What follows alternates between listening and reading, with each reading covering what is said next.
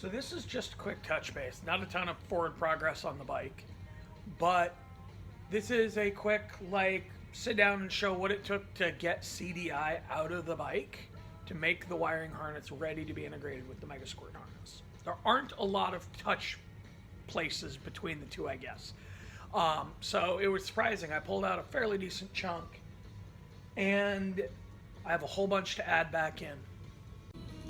So here we are at the back of the bike, and heading forward, we come to the junction box here, which I left untouched,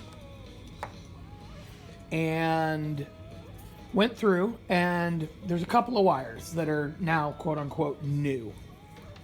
So this green wire green wire with a black stripe, it comes from the junction box, and it is going to be turned into a ground. It grounds 3 diodes for the side stand switch and clutch interlock. So per the helpful people on 250cc, this gets grounded. This black wire, though, is not a ground. Well, it is, but it was. This black wire was the black wire to the coil. And I trimmed out all the joints in it, and it is now only the black wire that goes all the way up to the tack. So this is going to be the tacho feed now from the Megasquirt. Left everything here with the blinker relay and everything untouched. And the next place I changed was right down here by the alternator pickup and the kickstand, the yellow and the black with white stripe. These are going to be the crank sensor to my new timing wheel. So these are going to come from the, I guess it's the VR wires on the Megasquirt harness. This is the other wire that I played around with. And as you can tell, it's still got the plug on it. This is the red wire from the coil. And I split a few junctions out of it. It is now coming straight from the handlebar switch and the key. So there's basically the engine switch and the kill button. Both go out to the coil wires to power them all the time. And this will now become the Megasquirt switch 12 volt feed. Other than that, there wasn't really anything in here. My original plan was to excise all the lighting circuits and everything else, but I realized that I kind of want to ride this motorcycle on the street sometimes, and it would be really cool if I could, so I had to leave the excess confusion in here. As we get up to the top of the wiring harness, there were 2 wires that came out of the CDI that I didn't need. There was a pink wire that came into the gauge connector. Doesn't exist in the manual, and as you can see, I've removed it from the plug here, and that is apparently the speed limiter wire.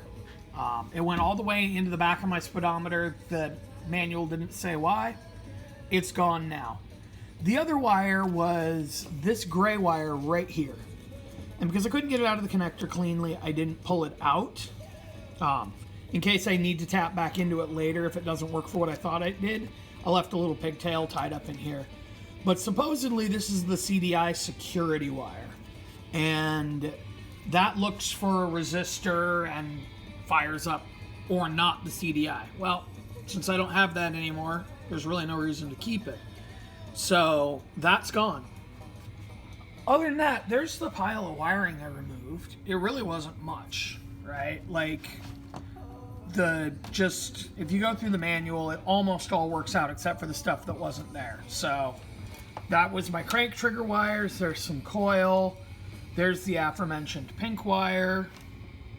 And then green wire, it's, here's my plug. Just cut everything out of the back of it and got rid of it. Here's the other one.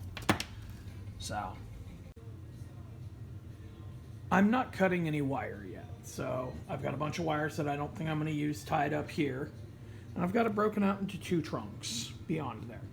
And these 2 trunks come into the center of the bike here and go up opposite sides. It was feeling really crowded over here already.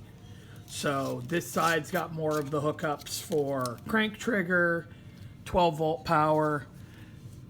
This side gets all the sensor leads, the injectors, etc. So injectors coils come up this side. Since the coolant temp sensor has to be over on this side anyway to tie into there, it's over here. And yeah, so originally I had planned on mounting the computer up here. Y'all told me to put it back where the CDI module was. And so I just 3D printed a small bracket that bolts into to hold it in place, and then the wire will come in under the fairing on the side.